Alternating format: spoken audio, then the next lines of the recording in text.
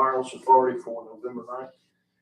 In front of you, the agenda. I think everybody's had an opportunity to look it over. I'm not aware of any changes, so if everybody's okay, take a motion to approve the agenda.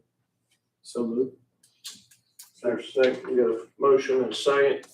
Any discussion? All in favor, say aye. Aye. So 4-0 vote. Okay.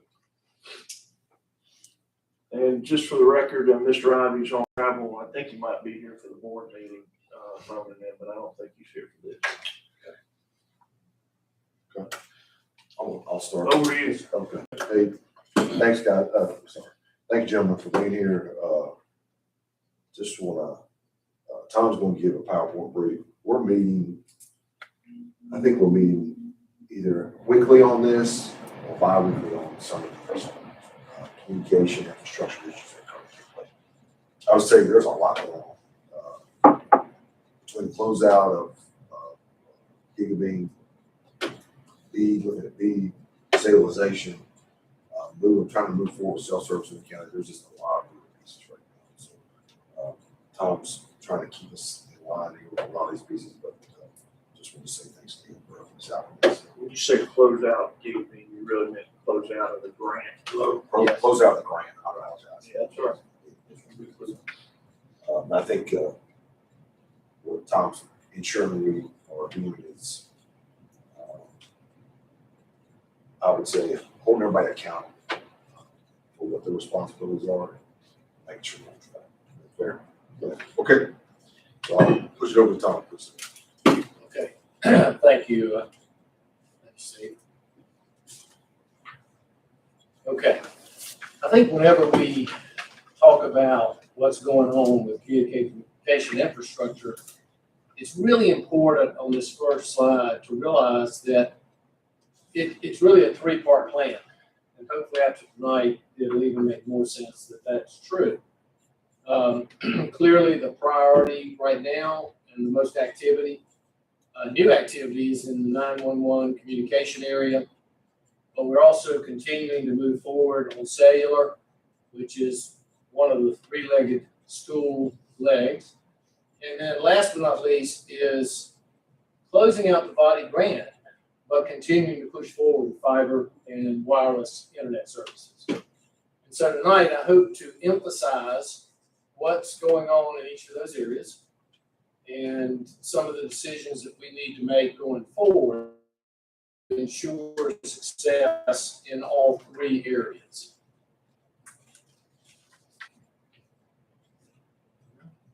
Okay. Obviously, phase one, which we've been involved in for about 5 years, the middle mile fiber is complete.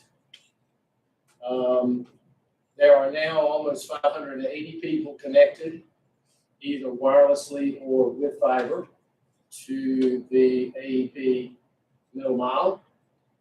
I have personally been with Gigabeam representatives to site visits for all 18 towers, most recent being completed on Buck Mountain, and also have toured the 17 OLT sites. So the infrastructure that was called for in the grant project is finished. AEP, Kenneth has finished their part. Gigabeam has finished their infrastructure part. And so literally, we are now prepared to increase from about 550 connections to almost 3,000. And part of the closeout of this grant is to figure out how to incentivize Gigabeam to close that gap as quickly as possible. But the infrastructure is there. And I think that's a huge step forward for the county.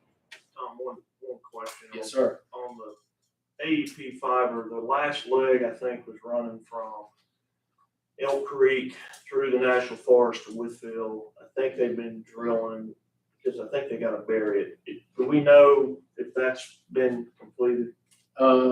It's not critical to the operational part of the I have not completed the site visit there, but it's my understanding through conversation that it's complete.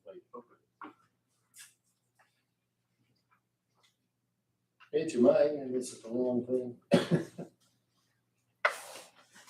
Maybe I'll try my machine. Here we go. Thank you, Paul. Okay, let's talk about phase 2, which is 911 communication system update. At our last meeting, we talked about the need for stabilization. Well, this slide lists things that have occurred in the last 30 days, which demonstrate why stabilization and moving forward with the entire 911 upgrade is essential. Lack of communication, the inability for ground troop staff to communicate by radio to a helicopter coming in to transport an emergency situation and person out of White Top. Just recently, in the last 7 days, we got a call from Blacksburg, Virginia, and our signals were interfering with theirs.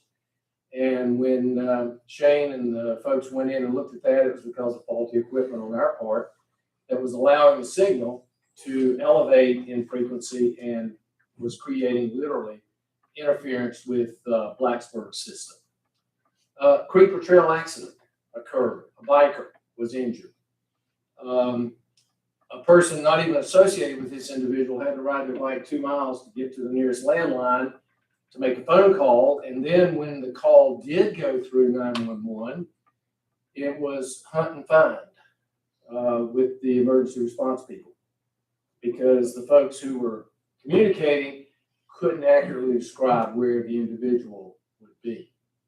So you can read better than I can, but again, it's just another month of examples how our 911 system is not serving the public well, and is certainly making it extremely difficult, as Paul could probably give us a dozen more examples, for our emergency volunteer responders to do their jobs. And so working on the 911 system is absolutely important. Uh-oh. Let's go back. Okay. Stabilization activities at this point. The equipment has been bought to replace radio equipment on the Rugby Fire and Rescue Tower. We have a meeting Monday night with Rugby to get approval on moving their tower equipment to the law enforcement tower, which is up higher on elevation. Will give them a more effective radio communication system. And we've done our homework with the majority of their board, and their board's going to approve it so that we can begin that process. And that equipment has actually been ordered and is on its way. Is that for York Ridge? Yes. I will tell you that I also had a conversation with US Cellular, and they have not given us official approval yet, but they said if we have an interest in putting the equipment on their tower, which is taller and more stable than the law enforcement tower, that they most likely want us to do that. So that would increase the effectiveness of the equipment that's being mounted for that general region in the area. Pine Mountain, one of the goals to stabilize is to basically vacate the tower on White Top Mountain.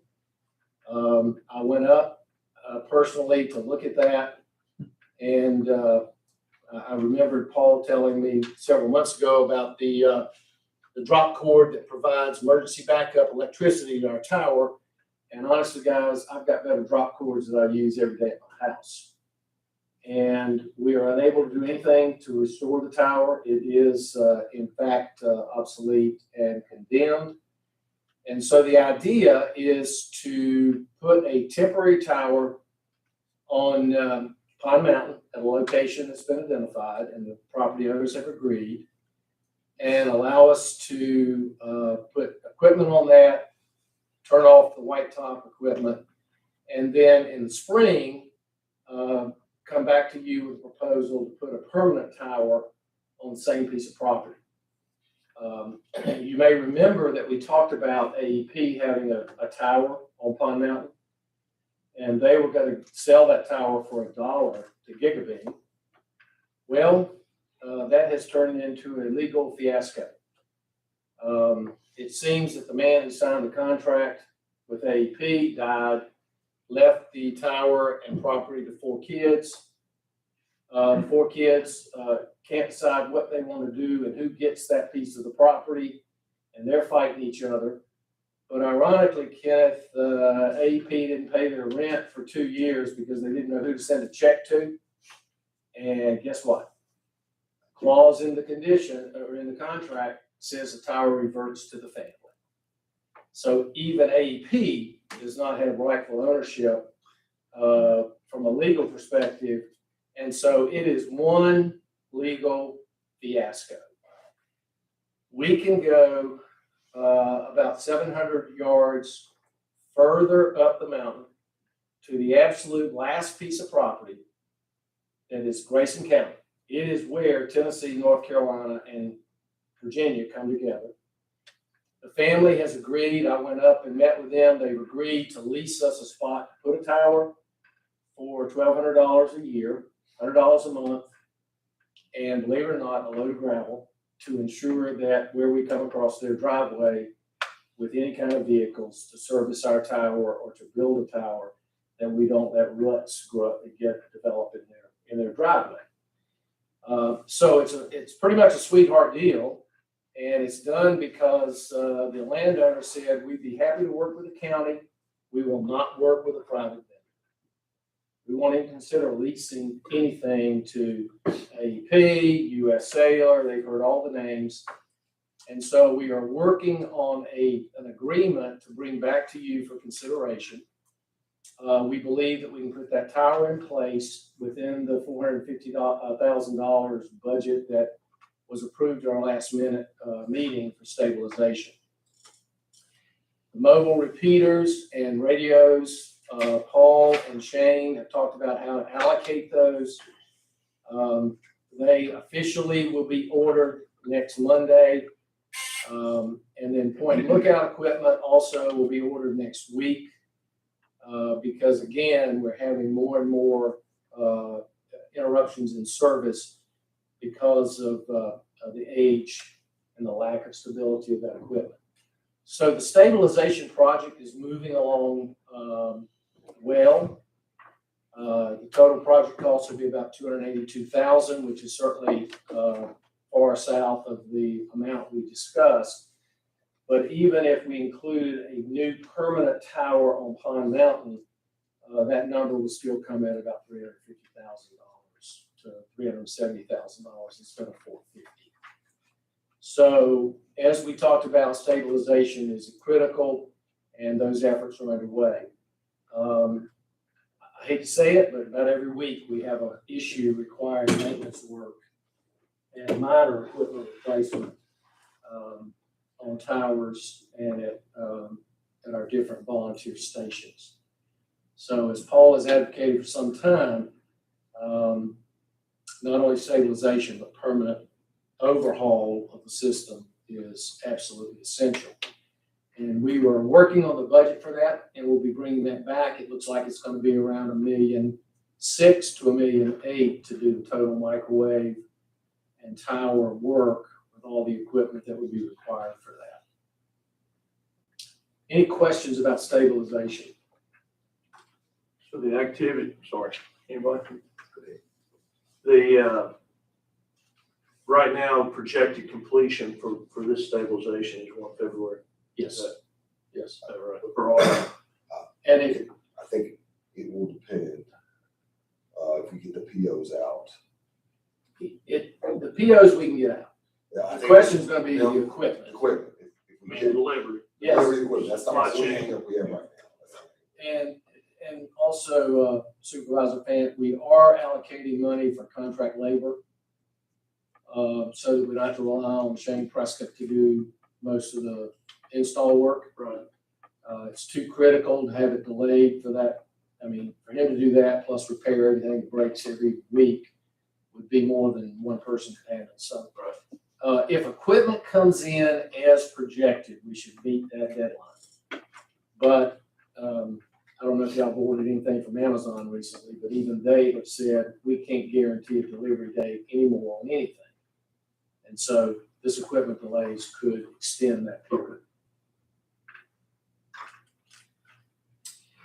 The first responder system, I won't go into all the details, but right now it's looking that it will cost about $1.7 million for the equipment and the installation cost.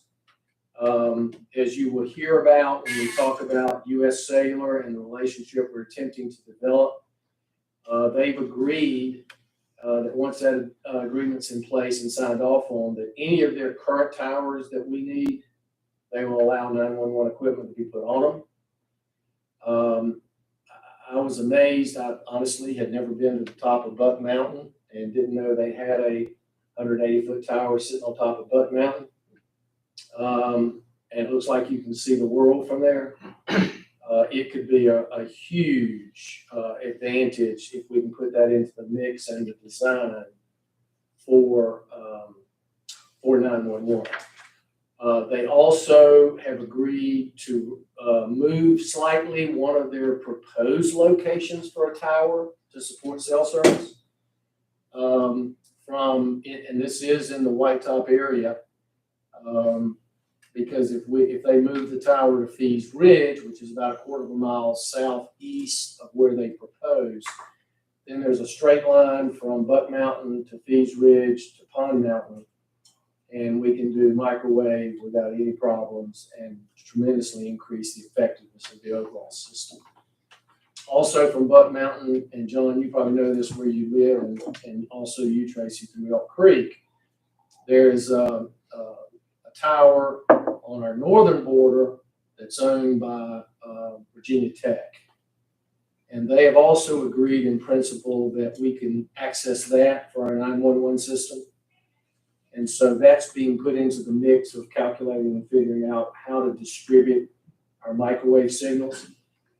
But if we can get the 3 new towers, we'll be able to honor something that I know Paul and the team had worked on for some time, which is redundancy in the system, because the towers will be able to see each other so that if one goes down, the other can pick it up. And that would be a huge advancement for our system today. Because when we have a tower that goes out today, we go blind in most cases. So again, for this system, we're looking at about $2.3 million for 3 high-rise towers. Ironically, if we could build all those in our yard out here, it would be about $1.2 million. But when you start climbing the mountain, building roads, running electricity, doing all those things, the price of towers drastically increases. Timeline for that particular project, John, would be June of 26. If all goes as we hope, and of course this is all dependent on you guys making the decisions to move forward, they would start building the first tower in June of 24. It will take them 90 to 120 days to have a tower complete from the point of bringing the first equipment on site to completing the tower.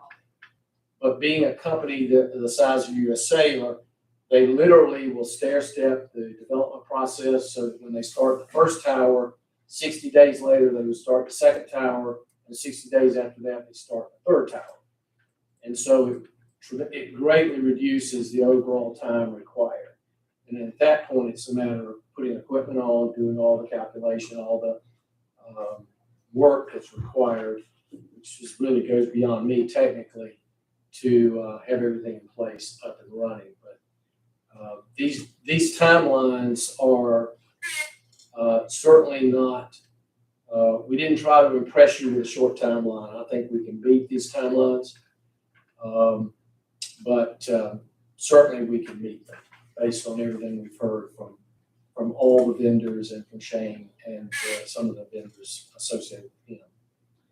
Total budget cost is about $4 million for towers and all the equipment associated with that piece of the project.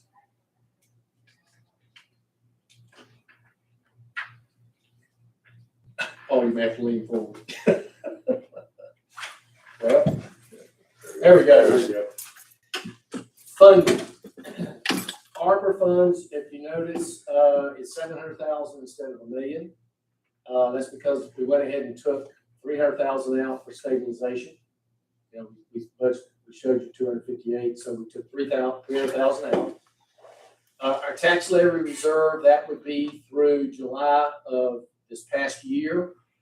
So that number should be able to be increased by about 186,000 by July of next year. We are proposing to approach the Tobacco Commission and try to get reallocation of all their funds. I will tell you that in the first area, the Summerfield area, that part of the county, Gigabeam has pretty much said wireless is out.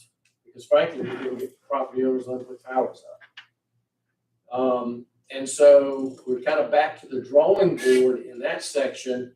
And it looks like hopefully with the federal BEAD money, we've been able to do more with fiber.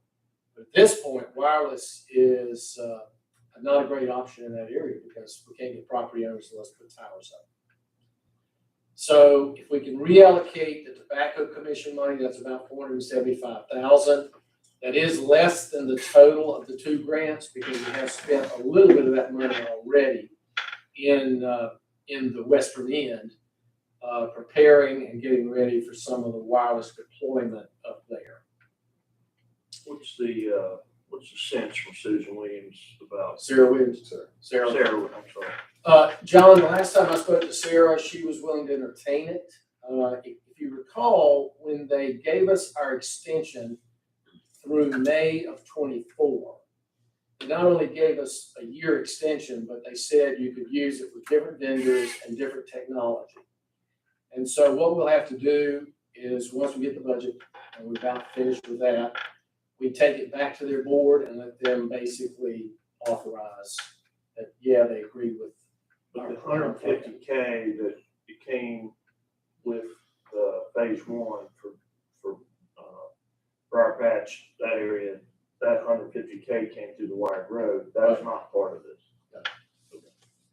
Sarah's been out for 2 weeks. Yeah. 2 weeks and having surgery. Okay. Yeah. So we're waiting her return, and I'll go down to Abington and meet with her at her office there. Now, with the funds we have internal, that would mean we are still about $2.6 million short. But I will tell you, in the 2.6, I have included 300,000 because, in fact, if you pass one of the things next month that we're going to present tonight, you can actually take some of the tax exempt money and repay the county for the money we spend for stabilization. So that basically would allow us to take some of the cash we're now paying out and bring it back into our funds. And frankly, that money could be used for whatever the board decides to use it. So if you said, what is the absolute minimum we could get by with on tax exempt bonds, it would be $2.3 million, and we could do the project, all three pieces. But we felt like you might want to have that option to consider to repay yourself or repay the county for the stabilization costs that we're incurring right now out of ARPA money. We have checked. There is no problem if we spend ARPA money and then somehow pay the county back for that expenditure. There is nothing that creates no problem in terms of the intent and the guidelines for using ARPA funds.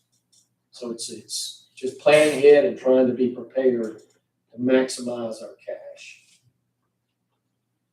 Any questions right now? A lot of questions.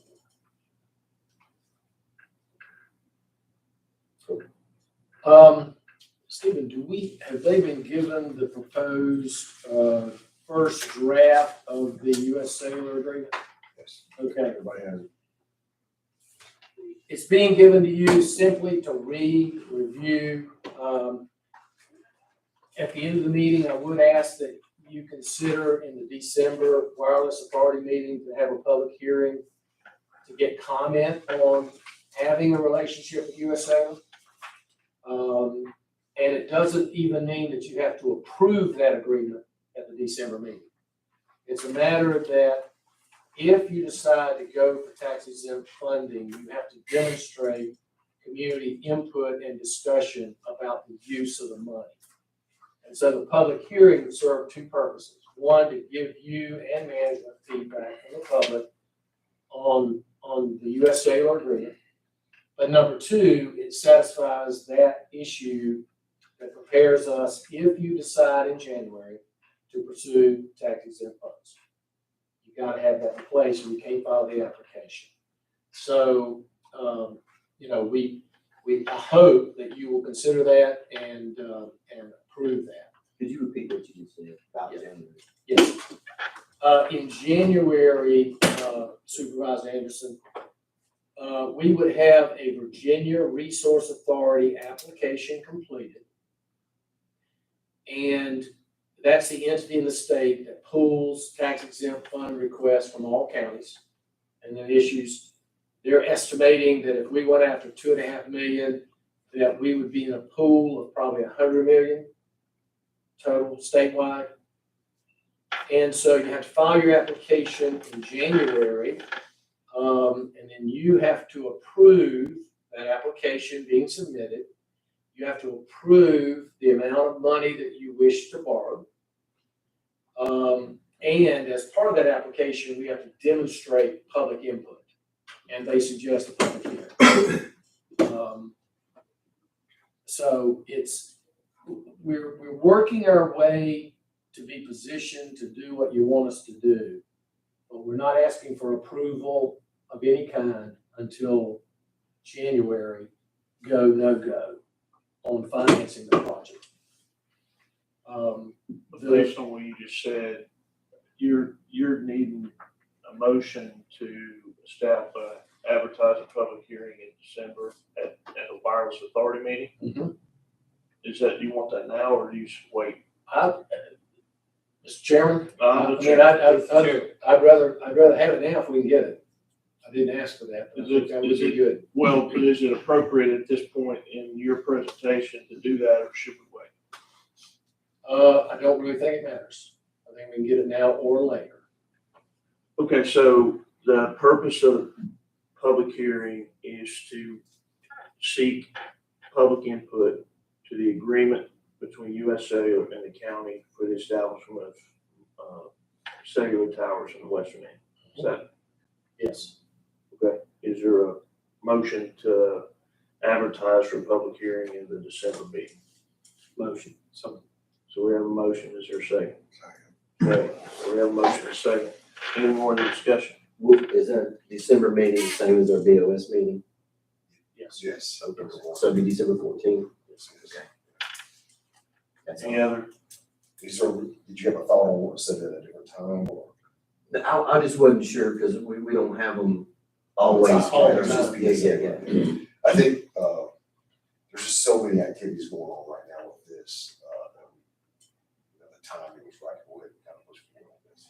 Yeah, I'm fine with December 14th. So 4:30? 4:30. 4:30. Is that good? First, second. Okay. So we have a motion and a second, discussion, all in favor, say aye. Aye. Any opposed? And Mr. Chairman, obviously the importance, which you know, but I will state for the record, is once you approve that, we will put a copy of the proposed draft agreement on our website so that any citizen can go on there and review it. And we don't do that until you've approved the public hearing.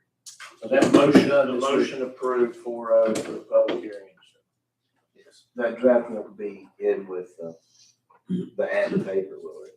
Or just be on the website? It'll be on the website, and we will announce it in the paper that people who want to review it can go on the website and pick it up. And I don't know, this may be ahead or behind, I'm not sure, but we were gonna hire a financial consultant. Yes. Are you, we haven't got that part yet? I ain't got to that part, but Okay. we're gonna pick that up here in just a matter of minutes. So when you think about the tax exempt funding, I also mentioned to you, and I think a copy has been made available to you of the resolution for reimbursement. Again, we don't have to approve that tonight. We can approve that in the December meeting. Matter of fact, we can approve it anytime before we get the funds, which wouldn't be available till April 30th of 24. But it is an official resolution that has to be adopted so that the county can take part of the tax exempt money and repay itself for project-related expenses. Does that make sense? Yeah, so this could be done in December after the Oh, public hearing absolutely. as part of Yes. that process. Yes. And again, if we approve it prior to you making a decision to actually file, to go for tax exempt funds, this in no way obligates us to do that. It's just one more administrative hurdle that we can cross ahead of time and not worry about it. And then when you do, or if you do make that decision, it's in place. It gives you as a board the authority to actually take that action and reimburse the county. For information, obviously, I just So that's stated, an agenda item for next month. yes. So I did, already said, Virginia Resource Authority, I don't know if y'all are familiar with the VRA, or are y'all pretty familiar with that? I wasn't either, Supervisor Hash, until we started down this road. Virginia Resource Authority was created by the legislature because they realized that smaller counties have great difficulty in issuing on their own tax exempt bonds. Because number one, bond rating in many counties would not be great. The overhead cost to issue $1 million of bonds is the same as 100 million. So if you're a small county, we went out for 2.6, we would pay as much in legal fees, all the other fees, as if we went out for $100 million.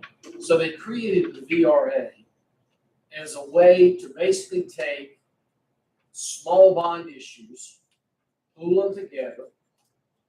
Those issues have the state of Virginia's bond rating, which is absolutely the highest and best we could get. They pool all the costs. Instead of costing up to 3%, if we were to go out on our own, the cost is 1.2% to do all of the work to issue the bonds, and that money goes to VRA. And today, if we were to go out, we would pay 3.3% interest for money borrowed. Now, a year ago, it was about 2.7%. And that does include the 1.2% that VRA takes home to cover all the expenses. So literally, you're borrowing today for about 2.7 or 8%, whatever money you might want to borrow. So VRA is a great tool to be used by smaller counties who have tax exempt bond needs because it tremendously reduces our cost of doing that. It allows us to get the best interest rates because instead of going out for $2.5 million, we'll go out for $100 million. And big investment groups around the world who invest in government bonds are going to pay, going to be more generous with what they'll pay for $100 million than what they'll pay for 2.6. So I've had conversations with the VRA attorneys. Mike Lockaby and I both did. They have also said that when and if we decide to move forward, they'll review our application ahead of time, give us feedback on it. One of the things they've already done is there was a question about whether or not you could get tax exempt bonds to build towers that could then be used for cell service and 911. Mike Lockaby, our attorney, took that to VRA and their attorneys, and they have come back within the last 2 weeks and said, yes, we believe your entire project could be funded with tax exempt bonds. And what that means is you can borrow at the most preferred rates instead of having to go out to a bank and borrow at a 5 or 6% rate of interest to cover part of our project. So to me, that was a huge step forward.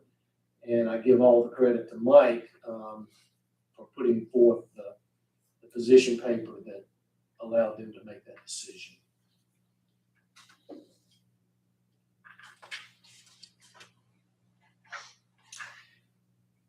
Supervisor Anderson, we did hire a financial advisor. Company is PFM. They are located here in the state of Virginia. They are one of the 2 largest. We interview people from Davenport, out of Richmond, and PFM out of Northern Virginia. PFM gave us the best rates and also agreed to help us if we should proceed with an application for VRA to make sure we complete that and provide all the appropriate budget information that would be required. PFM actually is the larger of the 2. I initially thought they were the smaller, but they are not. And after talking to the Virginia Resource Authority, they said we couldn't have made a better choice.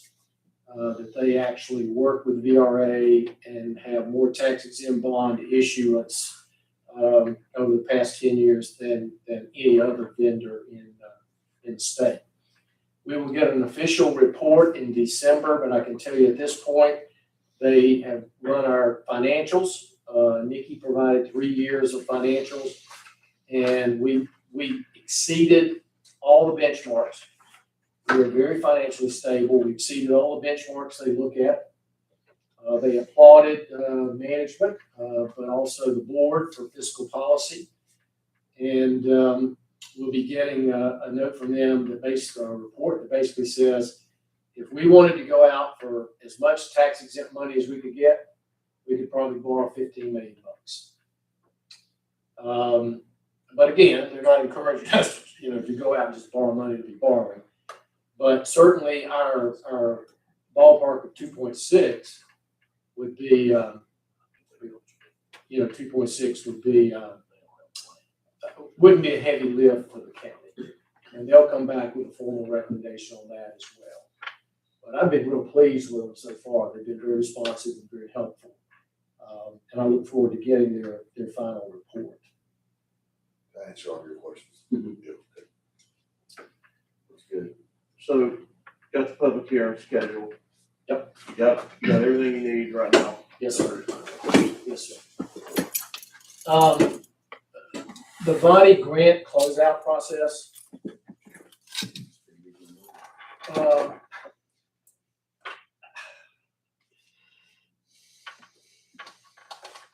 I would be less than 100% candid with you if I told you that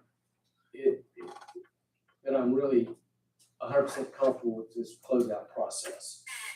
And the reason I say that is DHCD, when our grant was issued, it was the first of its kind. And they, in fact, did not include a lot of things in our grant contracts and applications that they now include in everybody else's. Definitions are different. Requirements for certification are different. The one thing that is not different is if all the invoices are not turned in and approved by them by the end of the grant period, then the county's liable. And so I would, as I've stated here, my number one goal that I've committed to Mr. Boyer for is we will close this grant out with no financial liability. We required Gigabeam to turn all their final invoices in by October 31st. They did that by 5 o'clock, a few minutes before. And they realized that there are no more. They cannot submit any invoice. I don't care if they overlook something or they find something in the drawer, they're stuck with it. So we've got our financial invoices in place.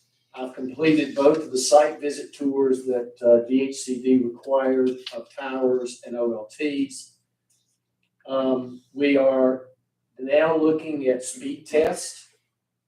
And our latest discussion is to ensure that we understand how to certify those speed tests. Gigabeam can run them electronically, but then they turn around to us and say, but the county is responsible for certifying that. And so we have a call on Monday with DHCD so that we can get in writing what they expect us to do. And And rest assured, every aspect of certification, I'm sending the questions and requesting a written response back. Because we've had situations where they gave us verbal responses, and 2 weeks later, something totally different. And so about 7 weeks ago, when we started really honing in on this process, Mr. Boyer reminded me that I should probably have a really good paper trail, because as he said, this thing is about as gray as gray gets. There is no black and white. I'm not going to say they're making up the rules as they go along, but one could believe that that might possibly be true. The last thing, BEAD funding and having a shapefile. A shapefile is literally a document that shows a geographic area with every business and citizen address plotted, and it overlays the VADI grant zone or region. We have to certify that GigaBeam, in fact, has the ability to deliver service to all the places that they are saying they can do that, which right now is almost 3,000 different sites. We're working on getting the shapefile in place. Part of our call on Monday is to go through that with DHCD. I really don't have much of a problem certifying the fiber zone, because DHCD has said as long as the OLTs are running and the towers are up, you're good. The question, though, is wireless, because they have not submitted propagation maps for their wireless towers, which is they literally can take a tower location and all of the addresses, and electronically the system can show them which of those addresses they should be able to reach from that tower. We don't have that information, and that's part of the request going out to the HCD on Monday is we have to have it if you want us to certify wireless in addition to the fiber in the project. So I thought when we first started closing out the grant fees, it's 5 questions. But when we started getting into it, it was clear there were a lot of unanswered questions. And as I reported back to Mr. Boyer, there was a lot of liability for the county. Because if DHCD decides you didn't follow the steps for certification, they can come back to the county and say you owe us X number of thousands of dollars back. And that hit me the hardest when I had requested how to handle the final remittances, and they said if you don't have every remittance into us by this date, which was November, I think 8th or 9th, then we will not have time to process them. And oh, by the way, your county is responsible for paying for this project. We just won't give you the money to help you do it. And it was like $1.2 million. And I was hyperventilating, I think, when I called Mr. Boyer, and I said, we got to put this thing on a fast track. We got to get it nailed down. We got to get all the invoices, because my goal is zero liability. And that's what we're going to end up with. And I think I'm comfortable with the remittances. I'm comfortable with 2 out of the 3 certifications. The third one, hopefully after Monday, we'll be comfortable with that.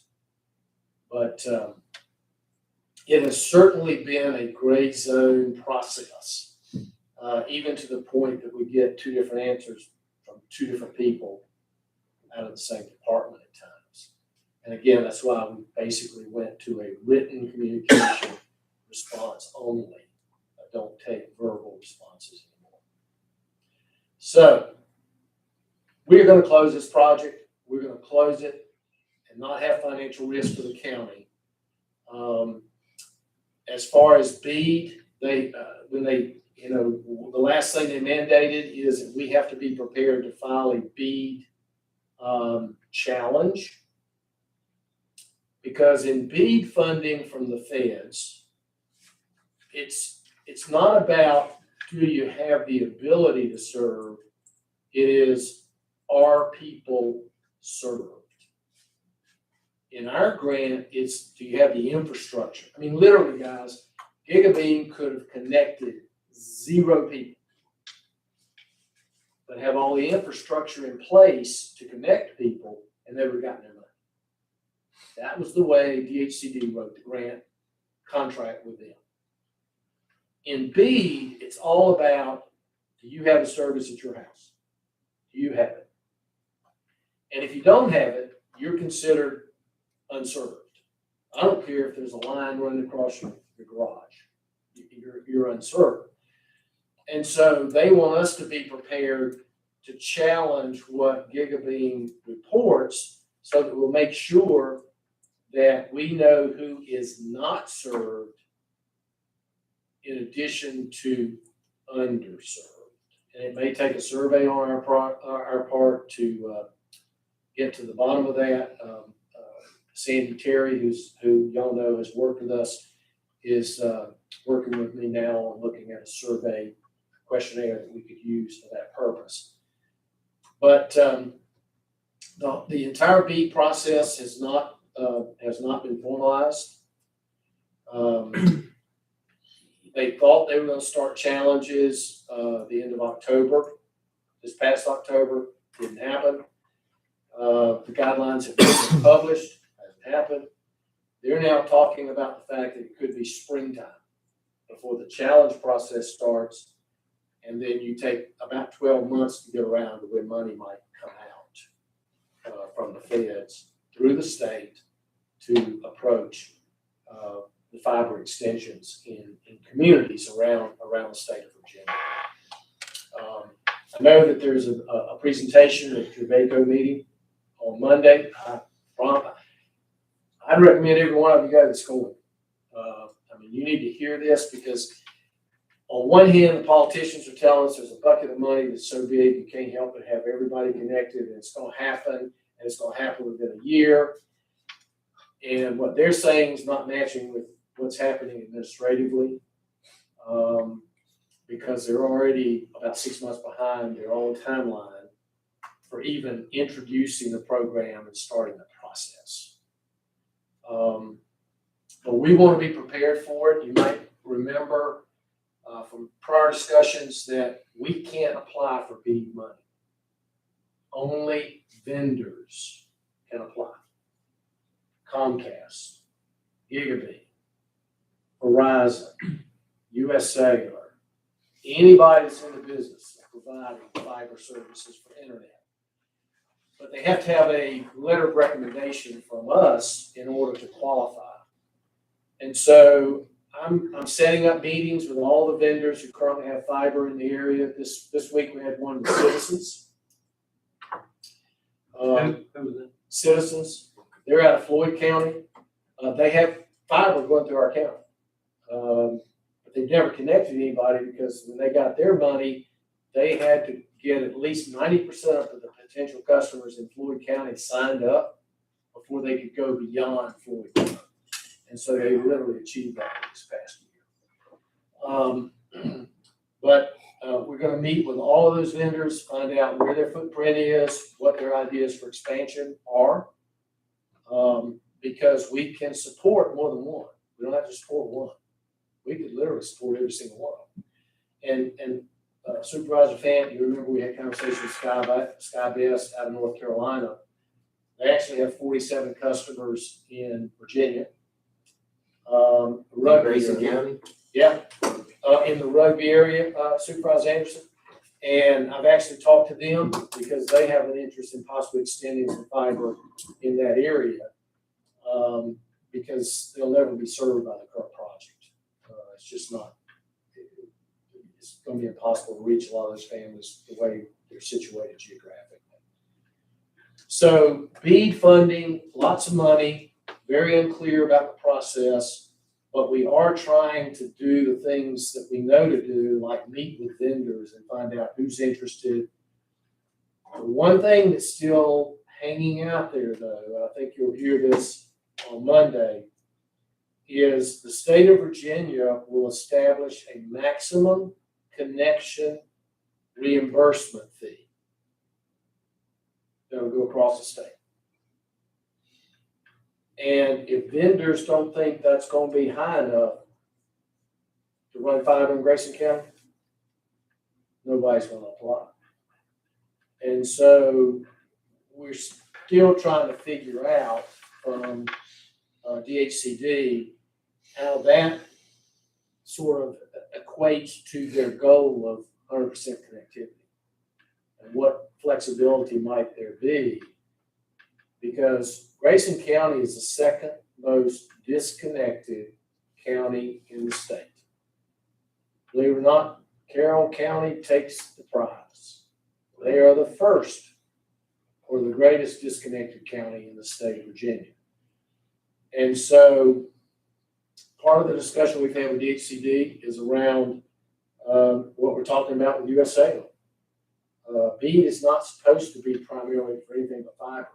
But they said if nobody will apply, no vendor is interested, they would consider allocating money to help us support a second phase to extend a US Cellular type project in other parts of our county. So if BEAD is focused primarily on fiber, at least the initial application process. Yes.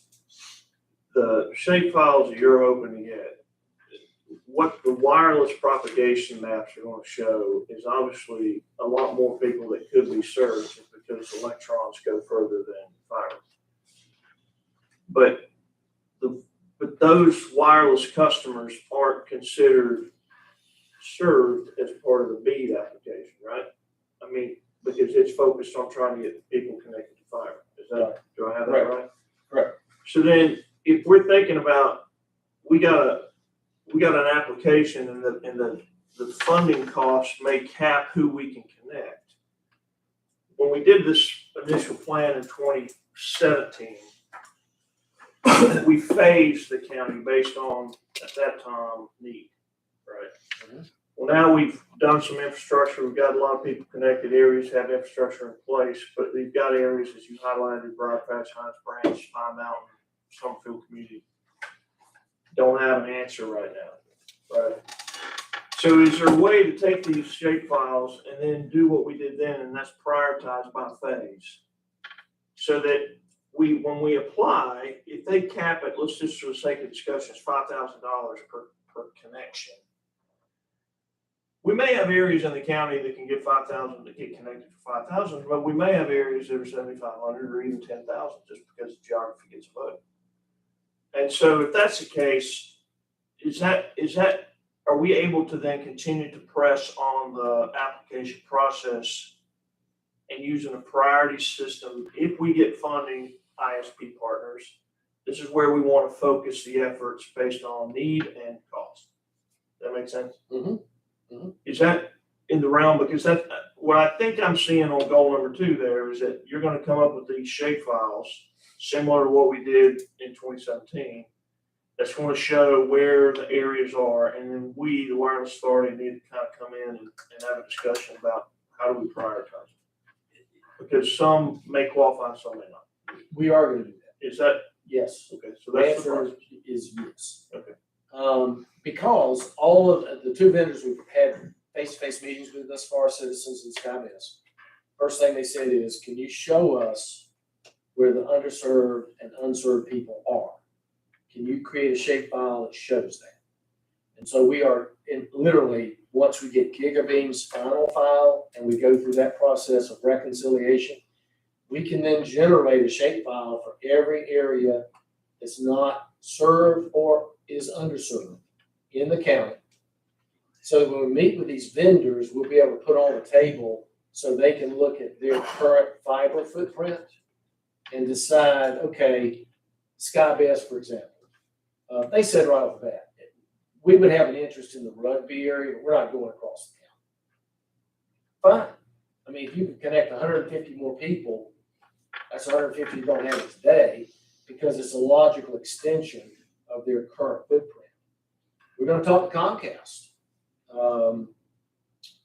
Verizon, USA. I mean, we're going to talk to everybody that's got any business going on here, and we'll be able to show them, Supervisor Fan, through those files, where they are and where the underserved and unserved are around them. And then basically get them to commit to an expansion process. So So will they have access to is APCO on board with, as the middle mile fiber? Now granted, Citizen has middle mile runs through the county, there's other middle dark fiber that runs through the county. But is APCO on board and allowing access to their fiber as part of this process? I can only tell you exactly what I know to be true, and that is they have negotiated in good faith with USA. And they have told USA, look, we'll backhaul your cellular and broadband wireless. So at this point, we think we're And- feeling pretty good and- about it. And they started out wanting an arm and a leg and a first child to do that until US Cellular told them that's okay. We'll just microwave it across the border from North Carolina. And then APCO got real friendly and far more price flexible. But I think, and they have really worked in cooperation with US Cellular up to this point on the dialogue between them. Okay. So I'm not being negative about APCO. They've come around. Okay. I have no reason to believe they wouldn't do that for other people. So based on the closeout, Gigabeam had to turn their stuff in by the 31st of October. What's the rest of the timeline? And when We have until December 1st to get our final report in, to do our certifications. We have a call on Monday on the final remittances. I had some questions. Mount Rogers Planning District has reviewed those because they do a lot of this for people. They had a few questions. We anticipate having those last three completed by Wednesday. And we'll have them on the desk of the HCD by Thursday. So we're ahead of about a week of what they told us they'd like to see. Okay.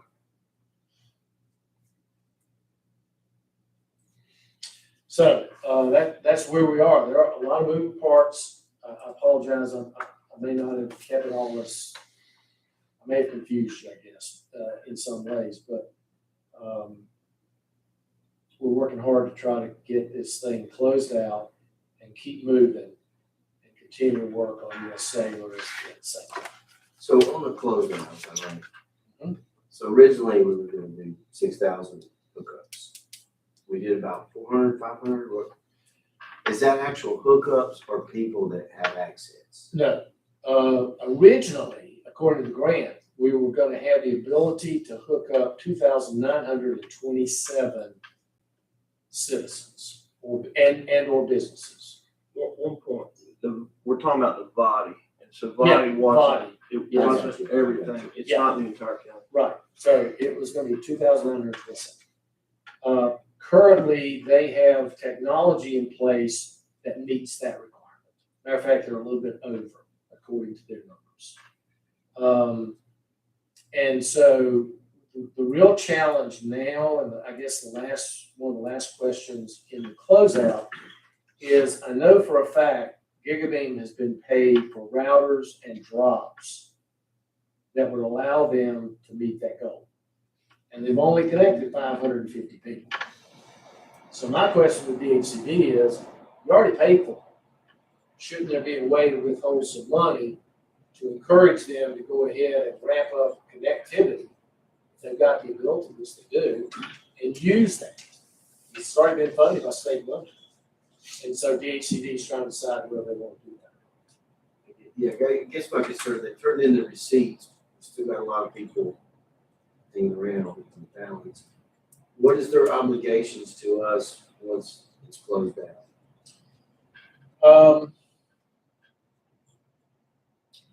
Contractually, no. So when they get that check, we're probably seeing the last Gigabeam truck. in Well, Grayson County.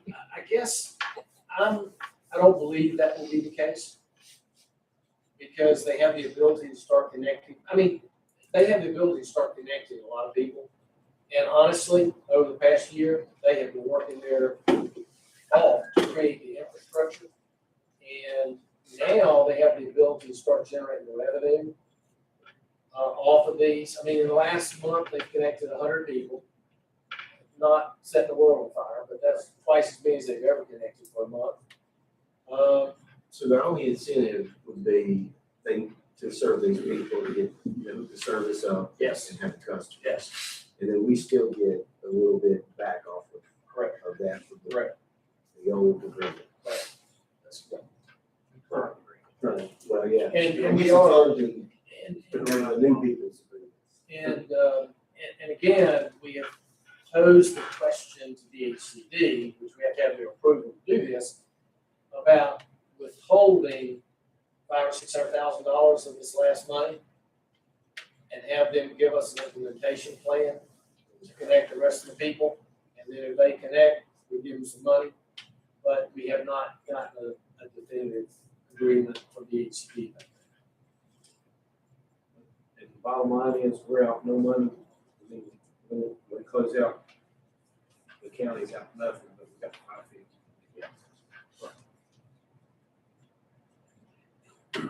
The irony behind this is if you took our current and past few years, Gigabeam was operating under an agreement that basically said, you don't have to connect anybody, just put the infrastructure in place. That's what the DHCD agreement, Gigabeam, was. Now, roll forward to Montgomery County, where DHCD 18 months ago awarded $60 million for Montgomery land.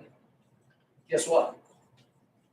In that agreement, DHCD said you have to connect 50% of the people in every OLT area before you can go to the second, third, fourth, or fifth.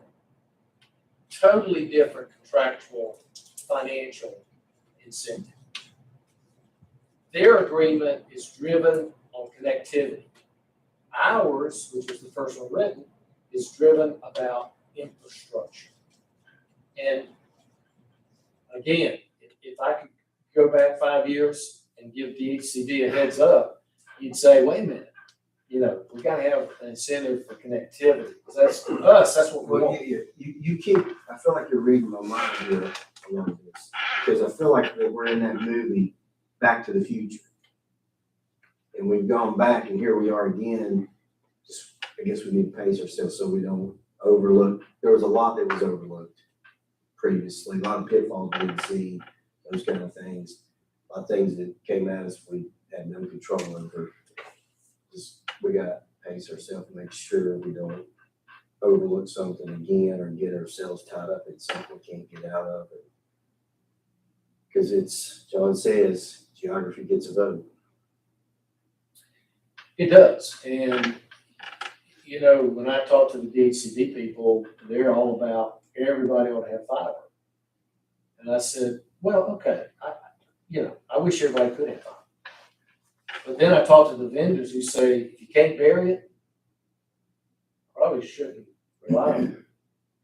And I would even talk to the APCO people. I even suggested they call APCO, because in White Top, APCO's had to replace or splice their middle mile fiber 4 times already, and we're not even in winter time. Because as the APCO guy said, Kenneth, 100-foot tree don't respect the 40-foot right of way. And when that tree comes down, it takes electricity, it takes telephone, and many times it's going to take the internet down. So literally having a wireless network option, I think, can be really helpful to achieve our overall goal of 100% access. Certainly in areas, there are some areas, fiber is absolutely the thing we ought to keep just championing 100%. If it comes down, what would be the time frame of getting up a line? I know the APCO has it up pretty quick, but this is a different animal. The longest one so far for the middle mile in White Top's been 4 weeks. And what happened is it came across a line that went up the ridge, and they had no way to get their equipment to do the splicing up the hill or down the hill. And they had to take out about 1,400 feet of the middle mile fiber so that they could access where to splice on both ends. I mean, it's been a real learning experience for me. And Kenneth, I stopped these people on the side of the road when they're out there working and ask them, what y'all doing? How does this work? And it's a big job to keep that stuff up. And their fiber is the size of my thumb. Your fiber to your house is half the size of my little finger. Theirs is much stronger, and it still goes down.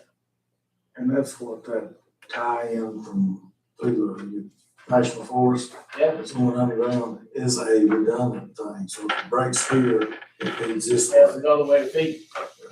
So, and they were working on it last week.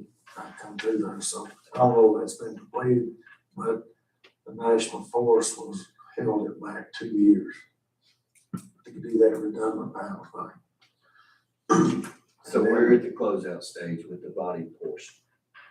And going back to what Supervisor Hash said, when we close this out, everything to this point has been grants, and the money we've set aside for local tax dollars is still set aside for the next phase, if you will. Yes, sir. which is the cellular piece, Right. as we're working on Next the phase. fiber bead funding piece. The next phase. And I do plan to go to that session. I don't know if you guys do, but so I can get a better idea and learn more about it. Time. And I guess you'll be there. It's Tuesday morning, I think 10:30. I mean, Monday morning, 10:30. It's one of the first, I saw it on the agenda. Okay, I think the last thing was wired road update on the agenda. it's my understanding that Gig Bang has reached final agreement with Wired Road and is putting equipment on their towers. And I guess, Mr. Chairman, you and I had a conversation about, sort of where is the Wired Road and what is their future and what about their assets? And I didn't know if you might have something else to report from the Wired Road about their future and what they're thinking of. So quick back, when they created Wired Road in 2008, it was kind of one of the early authorities that regions could do. And in that way they set it up, it's a policy board, it's a financing board, and it also runs the middle mile for the internet that the Wired Road has, and it's fiber and wireless. What's become clear over the time is the Wired Road actually owning the infrastructure has inhibited its ability to achieve its mission.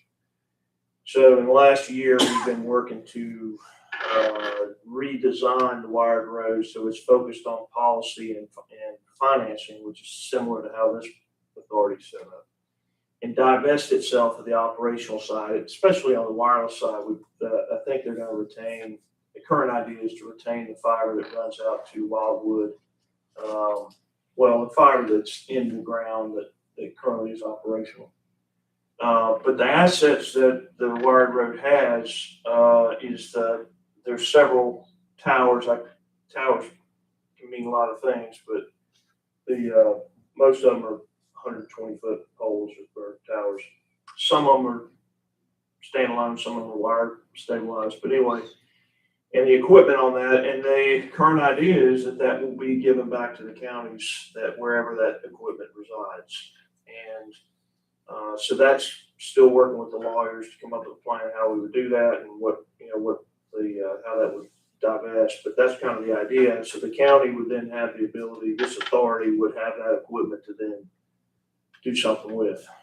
So that's kind of where we're at. And we think that process will be completed and back in the next 6 months. That's the goal, is to get it done. So that's kind of where we're at. Does that make sense? Okay. You guys on? Just want to make sure, with all this going on, that you all feel informed. If you don't feel informed, I need to know that so I can get you more information. Does that make sense? It's just a lot of different things going on. We're talking, but if I need to email you more documents, information, I'm certainly happy to do that. As I told you, I'll be happy to come sit down with you individually and go through and answer questions. What I think will be helpful is on the SharePoint, whatever we call it, is, just like we do for the board and for the PSA, we need a wireless authority folder under there, and that's where broadband committee meetings can put the wireless authority documents can be there, and then they're a lot easier to access for current and historical reasons. And that would help in sharing information. Okay, that's it for the agenda. Any comments from the authority members? All right, without that, we'll take a motion to adjourn. Second. All fair? Aye. Thank y'all.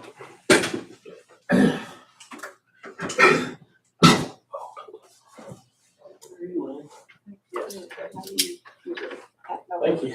Get my chairman's watch. Yes. Yeah. Yeah.